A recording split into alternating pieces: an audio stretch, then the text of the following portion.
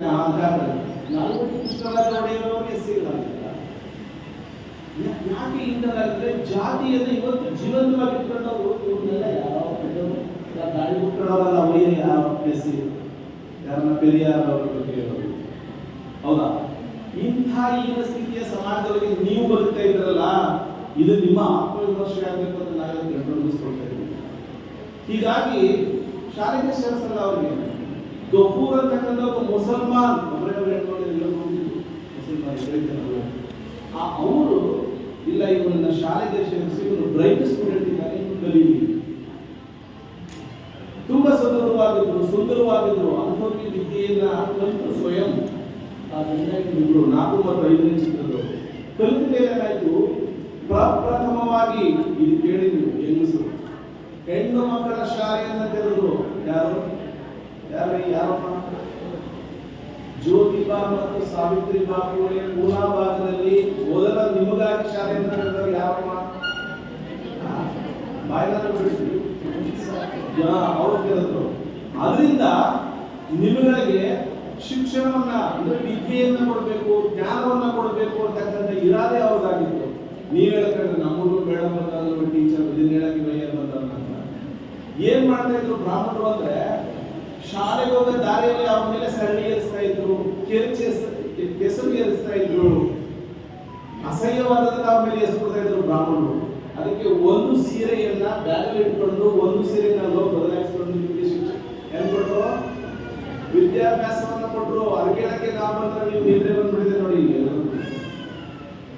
ಆ ಹಿನ್ನೆಲೆಯಲ್ಲಿ ನಿಮಗಳಿಗೆ, ನಮಗಳಿಗೆ, ಹಿಂದುಳಿದವರಿಗೆ, ಶೋಷಿತರಿಗೆ ವಿದ್ಯೆ ಪೆನ್ನು ಹಿಡಿಯುವುದು, ಈ ಪೆನ್ನು ಹಿಡಿಯುವಂತ ಅವಕಾಶ 250 ವರ್ಷದಿಂದ ಶುರುವಾಯಿತು. ಅದಕ್ಕೊಂದು ಹಿನ್ನೆಲೆ ತಗೋಬೇಕಲ್ಲ, ಇವ್ರ ಬಗ್ಗೆ ಹೇಳ್ಬೇಕಾದ್ರೆ ಅವ್ರು ಏನ್ ಮಾಡಿದ್ರು, ಸೇದುವ ಬಾವಿಯಲ್ಲಿ ಇವುಗಳಿಗೆ ಜಾಗ ಇರಲಿಲ್ಲ. ಎಲ್ಲರೂ ಅವ್ರ ಮನೆ ಬಾವಿಯಲ್ಲಿ ಎಲ್ಲರಿಗೂ ಬಿಟ್ಕೊಟ್ರು. ಬಡವರ ಮಕ್ಕಳನ್ನ, ವ್ಯಭಿಚಾರಕ್ಕಾಗಿ ಹುಟ್ಟಿದಂತಹ ಮಕ್ಕಳನ್ನ, 4 ಮಕ್ಕಳನ್ನ ತೆಗೆದು ನನ್ನ ಮಕ್ಕಳನ್ನ ಸಾಕಿದ್ರು. ಅವರು ಸಾಕಿದ ಒಬ್ಬ ಮಗನ ಡಾಕ್ಟರ್ ಮಾಡ್ತಾರೆ, ಯಶವಂತ್ ಅಂತ. ಅವ್ರು ನನಗೆ ಮಕ್ಕಳಾದ ಈ ಮಕ್ಕಳಿಗೆ ವಿದ್ಯೆಯನ್ನು ಕೊಡಕ್ಕೆ ಆಗಲ್ಲ ಅಂತ ಹೇಳಿ ಗರ್ಭಾನೇ ಕಲಿಸೋದು ಬೇಡ ಅಂತ ನಿರ್ಧಾರ ಮಾಡಿದ ತಾಯಿ 5ನೇ ಚಿತ್ರ. ಅರ್ಥ ಆಯ್ತಾ? ಈ ಪರಂಪರೆಯನ್ನ ಸತ್ಯಶೋಧಕ ಸಮಾಜ ಅಂತ ಹೇಳಿ ಒಂದು ಸಂಘಟನೆಯನ್ನ ಕಟ್ಟಿ ಅದರ ಮುಖೇನ ಶಿಕ್ಷಣದ ಕ್ರಾಂತಿಯನ್ನ ಮಾಡಿದ್ರು. ಯಾರು? ಜ್ಯೋತಿಬಾ ಮತ್ತು ಸಾವಿತ್ರಿಬಾ, 4 ಮತ್ತು 5ನೇ ಚಿತ್ರದವರು. ಇವ್ರೇನಾಗುತ್ತೆ, 1891-90ರಲ್ಲಿ ಪ್ಲೇಗ್ ಬರ್ತದೆ ಈ ದೇಶಕ್ಕೆ. ಆಗ ಇಷ್ಟು ವೈದ್ಯಕೀಯ ಸುಧಾರಿಸಿರ್ಲಿಲ್ಲ, ಶಿಕ್ಷಣ ಕಡಿಮೆ ಇತ್ತು. ಅವ್ರು ಸತ್ತೋಗ್ತಾರೆ ಜ್ಯೋತಿಬಾ 1870ರ ಆಸುಪಾಸಿನಲ್ಲಿ. 1890ರಲ್ಲಿ ಮಾ ಸಾವಿತ್ರಿಬಾ ಪೂಲೆ ಕೂಡ ಪ್ಲೇಗ್ ಪೀಡಿತರ ಆರೈಕೆ ಮಾಡ್ತಾ ಸತ್ತೋಗ್ತಾರೆ. ಅವರು ಸಾಕಿದಂತ ಯಾರು ಆ ಮಗು ಅಂತ ಹೇಳಿದ್ರೆ, ಒಬ್ಬ ಬ್ರಾಹ್ಮಣ ಯುವಕ ಮತ್ತು ಶೋಷಿತ ಹೆಣ್ಣುಮಕ್ಕಳಿಗೆ ಹುಟ್ಟಿದಂತವರೇ ಯಶವಂತ. ಅವರು ಮಿಲಿಟರಿಯಲ್ಲಿ ಡಾಕ್ಟರ್ ಆಗಿ ಕೆಲಸ ಮಾಡ್ತಾರೆ. ಇದು ನಿಮಗೆ ಯಾವ ಪುಸ್ತಕದಲ್ಲಿ ಬರೆದಿಲ್ಲ. ಯಾರು ಬಂದು ಭಾಷಣ ಮಾಡಲ್ಲ, ರಾಜಕಾರಣ ಮಾಡೋರು ಬಂದು ಈ ತಲೆ ಹೊತ್ಕೊಂಡು ಮಾತಾಡಲ್ಲ. ಇದರಿಂದ ನಮಗೇನಾಯ್ತು ಅಂತ ಹೇಳಿದ್ರೆ, ಆ ಸತ್ಯಶೋಧಕ ಸಮಾಜದಲ್ಲಿ ಏನೇನು ಸಿದ್ಧಾಂತಗಳನ್ನ, ಏನೇನು ವಿಚಾರಗಳನ್ನ, ನಿಮ್ಮಗಳ ನಮ್ಮಗಳ ಬಗ್ಗೆ, ಹೇಳಿಕೆಗಳ ಬಗ್ಗೆ ಗುಲಾಮಗಿರಿ. ಏನು ಗುಲಾಮಗಿರಿ ಅಂತ ಹೇಳಿದ್ರೆ, ನಾವು ಬದುಕ್ತಾ ಇರತಕ್ಕಂಥ ಈ ಹೀನ ಸ್ಥಿತಿಯೇ ಗುಲಾಮಗಿರಿ. ಅವರು ಬರೆದ ಪುಸ್ತಕದ ಹೆಸರು ಸ್ಲೇವರಿ, ಗುಲಾಮಗಿರಿ. ಮಹಾರಾಷ್ಟ್ರ ಸರ್ಕಾರ ಎಲ್ಲ ಭಾಷೆಗಳಲ್ಲಿ ಈ ಪುಸ್ತಕವನ್ನು ಬಿಡುಗಡೆ ಮಾಡಿದೆ, ಸರ್ಕಾರ ಮಾಡಿದೆ. ಈ ಸ್ಲೇವರಿ ಪುಸ್ತಕದಲ್ಲಿ ನೀವು ಯಾಕೆ ಗುಲಾಮರಾದ್ರಿ ಅಂತ ನನಗೆ ಒಂದು ಯುವತಿಯ ಆದ ಒಂದು ಚಿತ್ರಣವನ್ನು ನಿಮ್ಗೆ ಹೇಳಬೇಕು. ಇದೇ ಜ್ಯೋತಿಬಾ ಪೂಲೆಗೆ ಒಂದು ಸಾರ್ವಜನಿಕ ಊಟದ ಪಂಕ್ತಿಯಲ್ಲಿ ಕುಳಿತಿರ್ಬೇಕಾದ್ರೆ ಒಬ್ಬ ಬ್ರಾಹ್ಮಣ ಸ್ನೇಹಿತ ಇವ್ರನ್ನ ಮದುವೆಗೆ ಕರೆದಿರ್ತಾರೆ. ಗೊತ್ತಿಲ್ಲ, ಕರೆದಾಗ ಹಿಂಗೆ ಹೋಗಿರ್ತಾರೆ. ಊಟ ಬೆಳೆಸ್ಬೇಕಾದ್ರೆ ಇವ್ರನ್ನ ಏಳಿಸ್ತಾರೆ. ನೀನು ಜನ್ವಾರ ಇಲ್ಲ ಯಾವ ಜನಾಂಗ ಅಂತ ಹೇಳಿದ್ರೆ ಅವ್ರಿಗೆ ಗೊತ್ತಿಲ್ಲ, ಹೇಳ್ಕೊಳ್ತಾರೆ ನಾನು ಇಂತಾನು ಪೂಲೆ ಹೂವಾಡಿಯ ಜನ. ಅಂದ್ರೆ ನೀನು ಈ ಬ್ರಾಹ್ಮಣರ ಮದುವೆಗೆ ಯಾಕೆ ಬಂದೆ, ಸಹಪಂಕ್ತಿಯಲ್ಲಿ ಯಾಕೆ ಕೊಡದೆ ಅಂತ ಎಳೆದ್ಬಿಟ್ಟಿರ್ತಾರೆ ಅವರಿಗೆ. ದುಃಖಿತ ಜ್ಯೋತಿಬಾ ಭೀಮಾ ನದಿಯ ತೀರದಲ್ಲಿ, ಪೂನಾದ ಭೀಮಾ ನದಿಯ ತೀರದಲ್ಲಿ ಹೋಗಿ ಬಿಕ್ಕಳಿಸಿ ಹೇಳ್ತಾ ಇರ್ತಾರೆ, ನನಗೆ ಇಂಥ ಅಪಮಾನ ಮಾಡಿದ್ರು, ಊಟದಿಂದ ಎದ್ದು ಊಟದ ಹೊರಗೆ ಹಾಕ್ಬಿಟ್ರು ನನಗೆ ಯಾರು ಅನತಿ ದೂರದಲ್ಲಿ ನೀವು ಮಾಡ್ತಿರಲ್ಲ ಈಗ ಹಿಂಗೆ ಬಾಯಿಗೆ ಕುಡಿಕೆ ಸಣ್ಣ ಮಡಿಕೆ ಕಟ್ಕೊಂಡು ಪೊರ್ಕೆ ಕಟ್ಕೊಂಡು ಒಂದಷ್ಟು ಜನ ತಮ್ಮ ತಾವೇ ಸೀಮೆ ಬಾಯಿಗೆ ಸುಣ್ಣ ಎರಡಿಕೆ ಹಾಕೊಂಡು ಇದೆಲ್ಲ ನಗ್ತಾ ಇರ್ತಾರೆ, ಖುಷಿ ಪಡ್ತಾ ಇರ್ತಾರೆ ಅವರು. ಆ ದುಃಖಿಸಿದಂತ ಬಾಲಕ ಜ್ಯೋತಿಬಾ ಅವ್ರನ್ನ ನೋಡ್ತಾರೆ. ಯಾಕೆ ನೀವೆಲ್ಲ ಇಷ್ಟು ಖುಷಿಯಾಗಿದ್ದೀರಿ ಅಂತ ಆ ಮಡಿಕೆ ಕಟ್ಟಿದವರು ಪೊರ್ಕೆ ಕಟ್ಕೊಂಡಂತ ಈ ಜನಗಳನ್ನ ಕೇಳಿದ್ರೆ ಶೃಂಗಶಾಮೆ ನಗ್ತಾ ಇದ್ದೀರಿ ಅಂತ ಹೇಳ್ತಾರೆ ಅವರು. ಮೆದುಳಿಲ್ಲದ ಜನ, ಅರ್ಥ ಇಲ್ಲದ ಜನ, ಅವರ ಮೇಲಾದಂತ ದೌರ್ಜನ್ಯ ದಬ್ಬಾಳಿಕೆಯನ್ನ ಅರ್ಥನೇ ಮಾಡ್ಕೊಳ್ಳದೆ ಬದುಕಿದಂತ ಜನಗಳಿಗೆ ಇವರು ಪ್ರಶ್ನೆ ಕೇಳಿದ್ರೆ ಏನು ಉತ್ತರ ಬರಲ್ಲ. ಆಗ ಜ್ಯೋತಿಬಾ ನಿರ್ಧಾರ ಮಾಡ್ತಾರೆ, ಇವರಿಗೆ ವಿದ್ಯೆ ಹೀನತೆ, ಈ ಹೀನ ಸ್ಥಿತಿಗೆ ಕಾರಣ ಇವರಿಗೆ ವಿದ್ಯೆ ಜ್ಞಾನ ಇಲ್ಲದ್ರಿಂದ ಇವರು ಒಂದು ಮುಂದೆ ಹೇಳ್ತಾನೆ ಶಾಹು ಇತಿಹಾಸ ತಗೊಂಡಾಗ ಇವ್ರಿಗೆ ಈ ಸ್ಥಿತಿಗೆ ಇವ್ರು ಮೇಲಾಗ್ತಾ ಇರ್ತಕ್ಕಂಥ ದೌರ್ಜನ್ಯ ದಬ್ಬಾಳಿಕೆ ಅರಿವೇ ಇಲ್ಲ ಇವ್ರುಗಳಿಗೆ. ನಾನು ಇಂಥ ಕೆಟ್ಟ ಸ್ಥಿತಿಯಲ್ಲಿ ಬದುಕ್ತಾ ಇದ್ದೇನೆ, ಮತ್ತೊಬ್ಬಷ್ಟು ಶ್ರೀಮಂತನಾಗಿ ಬದುಕ್ತಾ ಇದ್ದೇನೆ, ಈ ದೇಶದ ಪ್ರಜೆಯಾದ ನನಗೆ ಏನು ಸಿಗಬೇಕು ಏನು ಸಿಗಬೇಡ ಅಂತಕ್ಕಂಥ ವಿವೇಚನೆ ಮಾಡೋ ಶಕ್ತಿಯನ್ನು ನೀವು ಕಳ್ಕೊಂಡಿರೋದ್ರಿಂದ ಇವತ್ತು ಭೀಮವಾದ ದಲಿತ ಸಂಘರ್ಷ ಸಮಿತಿ ಅಂತ ಒಂದು ಔಟ್ಲೆಟ್ ಆರ್ಗನೈಸೇಷನ್ ಅಲ್ಲಿ ಅವರು ಮಾಡಿಕೊಂಡು ನಿಮಗೆ ಇದನ್ನ ತಿಳಿಸಬೇಕು ಅಂತ ಹೇಳಿ ಈ ಕಾರ್ಯಕ್ರಮವನ್ನು ಆಯೋಜನೆ ಮಾಡಿದ್ದಾರೆ. ತಿಳ್ಕೊಳ್ಳುವ ಮನಸ್ಥಿತಿ ನಿಮಗಿಲ್ಲ ಅಂದ್ರೆ ನಾವು ಯಾರು ಕುರಿತಾದ್ರೂ ಮಾತಾಡಬೇಕು ವಿಷಾದದಿಂದ. ಆಗ ಜ್ಯೋತಿಬಾ ನಿರ್ಧಾರ ಮಾಡ್ತಾರೆ, ಇವರ ಬದುಕನ್ನ ಬದಲಾಯಿಸದೆ ಹೋದ್ರೆ, ಇವರ ಬದುಕಿಗೆ ನಾವು ಒಂದು ಹೊಸ ಮಾರ್ಗವನ್ನ ಹೊಸ ದಾರಿಯನ್ನು ನಾವು ಕಂಡುಹಿಡಿಯಿಲ್ಲ ಅಂದ್ರೆ ಇವ್ರನ್ನ ಬದಲಾಯಿಸೋರು ಯಾರು, ಇವ್ರನ್ನ ಉದ್ಧಾರ ಮಾಡೋರು ಯಾರು, ಇವ್ರನ್ನ ಸಮಾಜದ ಮುಖ್ಯವಾಹಿನಿಗೆ ತರೋರು ಯಾರು ಅಂತೇಳಿ ನಿರ್ಧಾರ ಮಾಡಿದಂತ ಜ್ಯೋತಿಬಾ ಮನೆಯಿಂದ ಹೊರಹಾಕಲ್ಪಡ್ತಾರೆ. ಹದಿಹರೆಯದ ವಯಸ್ಸಿನ ಗಂಡ ಹೆಣ್ಣು ಆಗೆಲ್ಲ ಬಾಲ್ಯ ವಿವಾಹ ಪದ್ಧತಿ ಇದ್ದಂತ ಕಾಲ. 9 ವರ್ಷದ ಮಾ ಸಾವಿತ್ರಿಬಾ ಫುಲೆ, 12 ವರ್ಷದ ಜ್ಯೋತಿಬಾ ಮನೆಯಿಂದ ಹೊರಗಾಗ್ತಾರೆ. ಯಾರೋ ಆಸರೆಯಲ್ಲಿ ಯಾರನ್ನು ಕೇಳ್ಕೊಂಡು ಅವರು ತಾವು ಬದುಕಬೇಕು ಅಂತ ಮನೆಯಿಂದ ಬಿಟ್ಟು ಹೋಗಿಲ್ಲ. ಇವರಿಗೆ ಶಿಕ್ಷಣವನ್ನ ಇಂಥ ಸಮುದಾಯಗಳಿಗೆ ಕೊಡಬೇಕು ಅಂತ ಹೇಳಿ ಟೊಂಕ ಕಟ್ಟಿ ನಿಂತು ಅವರು. ಅದಕ್ಕಾಗಿ ಇತಿಹಾಸದಲ್ಲಿ ಬ್ರಾಹ್ಮಣರವರ ಬಗ್ಗೆ ಬರಲಿಲ್ಲ. ಬಾಬಾ ಸಾಹೇಬ್ ಅಂಬೇಡ್ಕರ್ ಬರುವವರೆಗೆ ಯಾರು ಜ್ಯೋತಿಬಾ ಯಾರು ಸಾವಿತ್ರಿಬಾ ಫುಲೆ ಗೊತ್ತಾಗ್ಲಿಲ್ಲ, ಸಾಹು ಮಹಾರಾಜ್ ಯಾರು ಗೊತ್ತಾಗ್ಲಿಲ್ಲ. ಈ ಎಲ್ಲ ಇತಿಹಾಸವನ್ನು ತೆರೆದಿಟ್ಟವರು ನಮಗೆ ಬಾಬಾ ಸಾಹೇಬ್ ಅಂಬೇಡ್ಕರ್.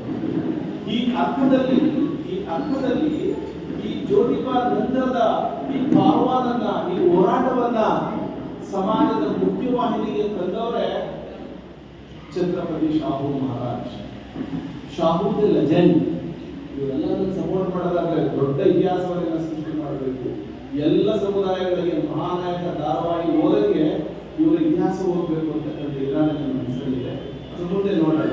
ಹೀಗಾಗಿ ಇವರು 1874 ಅರ್ಥ ಆಯ್ತಾ, ಈಗ ಸುಮಾರು 150 ವರ್ಷಗಳ ಹಿಂದೆ ಇವರು ಜನನ. ಇವರು ಮಹಾರಾಜ ಆಗಿದ್ರು. ಇವ್ರಿಗೆ ಏನ್ ಬೇಕಾಗಿಲ್ಲ. ಮಹಾರಾಜ ಏನು ಬಡವರ ಯಾಕೆ ಹೋಗ್ತಾನೆ?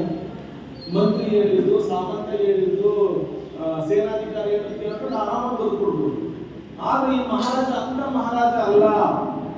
ಈ ಮಹಾರಾಜ ಮಾಡಿದ್ದು ಏನು, ಈ ಜ್ಯೋತಿಬಾ ಮತ್ತೆ ಮಾ ಸಾವಿತ್ರಿಬಾ ಫುಲೆ ಮಾಡಿ ಸತ್ಯ ಶೋಧಕ ಸಮಾಜದಲ್ಲಿ ಇಂಥ ಯೋಜನೆಗಳನ್ನ ಹಾಕೊಂಡು ತೀರ್ಕೊಂಡಿದ್ರು, ಅದನ್ನು ಮುಂದುವರಿಸತಕ್ಕಂಥ ಇರಾದೆಯನ್ನ ಇವರು ತಮ್ಮ ಜೀವಿತಾವಧಿಯಲ್ಲಿ ಮಾಡ್ತಾರೆ. ಅದಿತ್ತು ಚಳವಳಿ, ಆದ್ರೆ ಅದು ಮುಂದುವರಿತಾ ಇರಲಿಲ್ಲ. ಯಾಕೆ ಮುಂದುವರಿತಾ ಇರಲಿಲ್ಲ ಅಂತ ಹೇಳಿದ್ರೆ, ಮುಂದುವರಿಸುವಂತ ನಾಯಕತ್ವ ಇರಲಿಲ್ಲ. ವೆಂಕಟೇಶ್ ಯಾಕೆ ಆದ್ಯತೆ ಕೊಟ್ಟು ಮಾತಾಡಬೇಕು ಅಂತ, ವಿದೌಟ್ ವೆಂಕಟೇಶ್ ಆರ್ ವಿದೌಟ್ ಸಿಂಗ್ಗೆ ಯು ಕೆನಾಟ್ ಕಮ್ ಓವರ್ ಅಂದ್ರೆ ನೀವು ಇಲ್ಲಿ ಬರ್ತಿರ್ಲಿಲ್ಲ. ನಿಮ್ಮ ಈಗ ಆಗ್ತಿರ್ತಿತ್ತು. ಆಗ ಒಬ್ಬ ನಾಯಕ ಸೃಷ್ಟಿಯಾದ್ರೆ ಒಂದು ಬಾಗಿಲು ತೆರೆಕೊಳ್ಳುತ್ತೆ. ಈ ಅಂಬೇಡ್ಕರ್ ಭವನದ ಬಾಗಿಲು ತೆರೆಕೊಳ್ಳುತ್ತೆ. ಸಂಘಟನೆಗಳು ಸಾವಿರ ಇರಲಿ, ಯಾಕೆ ಕಟ್ಟಿದೆ ಅಂತ ನಾನು ಹೇಳಲ್ಲ. ಆದ್ರೆ ಸಮಾನ ದೇವೋದ್ದೇಶವನ್ನು ಹೊಂದಿರತಕ್ಕಂಥವ್ರು ವರ್ಷದಲ್ಲಿ ಒಮ್ಮೆ ಆದರೂ ಸೇರ್ಬೇಕು. RSS 100 ಬಣಗಳಿಲ್ಲ. ವೀರಶೈವ ಸಂಘ ಒಂದೇ ಬಣ ಇದೆ, ಒಕ್ಕಲಿಗರ ಸಂಘ ಒಂದೇ ಇದೆ. ಅರ್ಥ ಆಯ್ತಾ? ಭಾರತೀಯ ಜನತಾ ಪಾರ್ಟಿ ಒಂದೇ ಇದೆ, ಕಾಂಗ್ರೆಸ್ ಪಾರ್ಟಿ ಒಂದೇ ಇದೆ, JDS ಕಟ್ಕೊಂಡಾಗ ನಾವು ಬಣಗಳಾಗಿ ಯಾಕೆ ಓಡಾಡಬೇಕು? ಅದೇ ಬಾಬಾ ಸಾಹೇಬ್ ಚಿತ್ರ, ಅದೇ ಬುದ್ಧನ ಚಿತ್ರ, ಅದೇ ಶಾಹು ಚಿತ್ರ, ಅದೇ ಪೆರಿಯಾರ್ ಚಿತ್ರ, ಅಂದ್ರೆ ನಂದೊಂದು ಇರಲಿ ಸಂತೋಷ. ಆದ್ರೆ ಸೈದ್ಧಾಂತಿಕ ವಿಚಾರಗಳು ಬಂದಾಗ ಒಗ್ಗಟ್ಟಾಗಿ ಹೋರಾಟ ಮಾಡಬೇಕು. ನಡುವೆ ಇನ್ನೊಂದು ಮಾತನ್ನು ನೀವು ನೆನಪಿಸಬೇಕು. 1932ನೇ ಇಸ್ವಿಯಲ್ಲಿ ಪೂನಾವಳ ಪರೀಕ್ಷೆಯಲ್ಲಿ ನಿಮ್ಮ ರಾಜಕೀಯ ಹಕ್ಕು ಅಧಿಕಾರಗಳನ್ನ ಜಾತಿವಾದಿಗಳು ವಿಶೇಷವಾಗಿ ಗಾಂಧಿ ಮಹಾತ್ಮರು ಕಿತ್ಕೊಂಡಿದ್ದಾರೆ. ಯಾಕೆ ಕಿತ್ಕೊಂಡಿದ್ದಾರೆ ಅಂತ ಹೇಳಿದ್ರೆ ನಿಮ್ಮನ್ನ ಮೀಸಲು ಕ್ಷೇತ್ರಗಳಷ್ಟೇ ಸೀಮಿತ ಮಾಡಿದ್ದಾರೆ. ಈಗ ಕರ್ನಾಟಕದಲ್ಲಿ ಕೇವಲ 32 ಮೀಸಲಾತಿ ಕ್ಷೇತ್ರಗಳಲ್ಲಿ ಮಾತ್ರ ಶೋಷಿತರಿಲ್ಲ. ಇರುವ 224 ಕ್ಷೇತ್ರಗಳಲ್ಲಿ ನೀವಿದ್ದೀರಿ. ಈ ದೇಶದ 5,000 MLA ಕ್ಷೇತ್ರಗಳಲ್ಲಿ ದೇಶದ ತುಂಬ ಎಲ್ಲ ಕ್ಷೇತ್ರಗಳಲ್ಲೂ ಶೋಷಿತರು, ದಲಿತರು, ಹಿಂದುಳಿದವರು ಇದ್ದೀರಿ. MP ಕ್ಷೇತ್ರಗಳಿದ್ದೀರಿ. ಒಂದು ಜನಾಂಗ ಒಂದು ಸೀಮಿತ ಕ್ಷೇತ್ರದಲ್ಲಿದೆ. ಒಕ್ಕಲಿಗ ಕರ್ನಾಟಕದಲ್ಲಿ ಮಾತ್ರ ಇದ್ದಿರಬಹುದು, ಲಿಂಗಾಯತ ಇಲ್ಲಿ ಮಾತ್ರ ಇದೆ. ಅದೇ ಉತ್ತರ ಪ್ರದೇಶದಲ್ಲಿ ಒಕ್ಕಲಿಗ ಅಂದ್ರೆ, ಅದೇ ನೀವು ಮಹಾರಾಷ್ಟ್ರದಲ್ಲಿ ಹೋಗಿ ನಾವು ಇಂಡಿಯಾವ ಅಂತ ಹೇಳಿದ್ರೆ ಅವು ಪ್ರಾದೇಶಿಕವಾಗಿ ಗುರುತಿಸಿಕೊಂಡಂತಾರೆ. ಆದ್ರೆ ಈ ಶೋಷಿತರು ಅಸ್ಪೃಶ್ಯರು ಅಂತಕ್ಕಂಥ ಜನ ಇಡೀ ದೇಶದಲ್ಲಿ ಎಲ್ಲ ಅಂತಾರಾಷ್ಟ್ರೀಯ ಮಟ್ಟದಲ್ಲಿ ಕೂಡ ಕ್ಯಾರೆಕ್ಟರಿಸ್ಟಿಕ್ಸ್ ಇದೆ. ಅರ್ಥ ಮಾಡ್ಕೋಬೇಕು. ನೀವು ಆಗಿದ್ರೆ ನಿಮಗೆ ಕೇವಲ ಮೀಸಲು ಕ್ಷೇತ್ರಕ್ಕೆ ಸೀಮಿತ ಮಾಡಿಟ್ಟಂತ ಗಾಂಧಿಯ ವಿಚಾರಗಳು, ಪುನಃ ಒಳಪಡಿಕೆ ವಿಚಾರಗಳು ನಿಮ್ಮಲ್ಲಿ ಚರ್ಚೆಗೆ ಒಳಪಡಬೇಕು. ಆಯ್ತಪ್ಪ, ಹೊಸಕೋಟೆಯಲ್ಲಿ ಒಂದು ಜನರಲ್ ಕಾನ್ಸ್ಟಿಟ್ಯೂನ್ಸಿ ಇದೆ, ಯಾರು ನೀವು ಗೆಲ್ತಾ ಇದ್ದಾರೆ. ಹೊಸಕೋಟೆಯಲ್ಲಿ ಪರಿಶಿಷ್ಟರ ಸಂಖ್ಯೆ ಇದ್ರೆ ಎಲ್ಲ ಜಾತಿಗಳಿಗಿಂತ ಜಾಸ್ತಿ ಇದೆ. ಶಹಾಪುರದಲ್ಲಿ ಜಾಸ್ತಿ ಇದೆ, ಮದ್ದೂರು ಮಂಡ್ಯ ಜಿಲ್ಲೆಯಲ್ಲಿ ಜಾಸ್ತಿ ಇದೆ, ಚಿಕ್ಕಬಳ್ಳಾಪುರದಲ್ಲಿ ಜಾಸ್ತಿ ಇದೆ. ಮತ್ತೆ ವೋಟ್ ಯಾರು ಹಾಕ್ತಾ ಇದ್ದೀರಿ? ನಿಮಗೆ ಈ ತರದಲ್ಲೂ ಕೂಡ ಪ್ರಕ್ರಿಯೆ ತರಬೇಕಲ್ಲ. ನಾವು ಅಧಿಕಾರದ ಬಾಗಿಲುಗಳು ನಿಮಗೆ ಮುಚ್ಚಿವೆ. ರಾಜಕೀಯದ ಅಧಿಕಾರದ ಕೀಲಿಕೈತೆ ಅದನ್ನ ತೆರೆದು ಒಳಗೆ ಹೋಗಿ ಅಂತ ಹೇಳಿದವರು ಬಾಬಾ ಸಾಹೇಬ್ ಅಂಬೇಡ್ಕರ್ ಅವರು ನಿಮಗೆ. ಆದ್ರೆ ನೀವು ಏನು ತಿಳ್ಕೊಂಡಿದ್ದೀರಿ? 5 ವರ್ಷಕ್ಕೊಂದ್ಸಾರಿ ಅಣ್ಣ ಕೂಡ 500 ರೂಪಾಯಿ ಬಿರಿಯಾನಿ ಬಾಟ್ಲು ಸಾಕು ಕುಡಿಬಹುದು. ಯಾಕೆ ಅಂತ ಹೇಳಿದ್ರೆ ನಿಮ್ಮ ಅಧಿಕಾರವನ್ನ ಪೂರ್ಣ ಒಳಪಡಿಕೆಯಲ್ಲಿ ಕಿತ್ತು ಜೋಗ ಹಾಕೊಂಡಿದ್ದಾರೆ ಅವರು. ನೀವು ಒಗ್ಗಟ್ಟಾಗಿರಬಾರ್ದು. ಯಾವುದೇ ಪಕ್ಷ ಕಳೆದ ಆ ಪಕ್ಷದಲ್ಲಿ ಇವನೊಬ್ಬ ಅವನೊಬ್ಬ ನಿಂತ್ಕೊಳ್ತಾರೆ. ಬಸ್ ಗೆಲ್ತಾರೆ, ಎಲ್ಲ ಸೋಲ್ತಾರೆ, ಒಂದಷ್ಟು ದುಡ್ಡು ಕಾಸು ಸಿಗುತ್ತೆ, ಆಮೇಲೆ ಒಂದು ಆರೋಗ್ಯ ಸ್ಕೂಟರ್ ಮಾಡಿದ್ರೆ ಓಡಾಡ್ಕೊಂಡಿರ್ತಾರೆ. ಬಟ್ ಸಮುದಾಯ ಮಾತ್ರ ಹಾಗೆ ಇದೆ. ಸಮುದಾಯಕ್ಕೆ ಬದಲಾವಣೆ ಆಗಿಲ್ಲ. ಸಮುದಾಯಕ್ಕೆ ಸಾಮಾಜಿಕ ಆರ್ಥಿಕ ನ್ಯಾಯ ಸಿಕ್ಕಿಲ್ಲ. ಅದರಿಂದ ಬಾಬಾ ಸಾಹೇಬ್ ನೊಂದು ನುಡಿತಾರೆ ಲಾಸ್ಟ್ ಮೂಮೆಂಟ್ ಅಲ್ಲಿ, go and tell my people my dear Rattu. Rattu is the personal secretary of Baba Saheb Ambedkar. I will what we call move this caravan is a sense of struggle. ನಾನು ಇದನ್ನ ಹೋರಾಟದ ರಥವಾಗಿ ನಿಮಗೆ ಎಳೆದು ತಂದಿದ್ದೇನೆ. ಅದನ್ನ ಇಲ್ಲಿಗೆ ನಿಲ್ಲಿಸಬೇಡಿ. ಅದನ್ನ ಶಕ್ತಿ ಇರೋಂಥವ್ರು, ಪ್ರಜ್ಞೆ ಇರೋಂಥವ್ರು ಎಳೆದ ಗುರಿಯನ್ನ ರೂಪಿಸಿ ನನ್ನ ಈ 40 ವರ್ಷಗಳ ಅವಿರತ ಹೋರಾಟವನ್ನ ಕಟ್ಟಕಡೆಯ ಮನುಷ್ಯರಿಗೆ ಮುಟ್ಟಿಸಿ ಅದನ್ನ ಏಳುವತ್ತು ಅಂತ ಹೇಳಿದವರು ಬಾಬಾ ಸಾಹೇಬ್ ಅಂಬೇಡ್ಕರ್ ಅವರು. ಆದ್ರೆ ಇವತ್ತು ಏನಾಗಿದೆ ಅಂತ ಹೇಳಿದ್ರೆ ಇವರು ಈ ದೇಶವನ್ನು ಆಳುವ ದೊರೆಗಳಾಗಬೇಕು. ಈ ನನ್ನ 40 ವರ್ಷದ ಈ ನನ್ನ ಅವಿರತ ಹೋರಾಟದಲ್ಲಿ ಇದನ್ನ ಮಾಡಬೇಕು ಅಂತ ನಾನು ಕನಸು ಕಂಡೆ. ಅದು ನನಸಾಗಲಿಲ್ಲ. ಅವರ್ ಓನ್ ಎಜುಕೇಟೆಡ್ ಗೈಸ್, ನಮ್ಮ ವಿದ್ಯಾವಂತರು ನನಗೆ ಚೂರಿ ಆಗಿತ್ತು.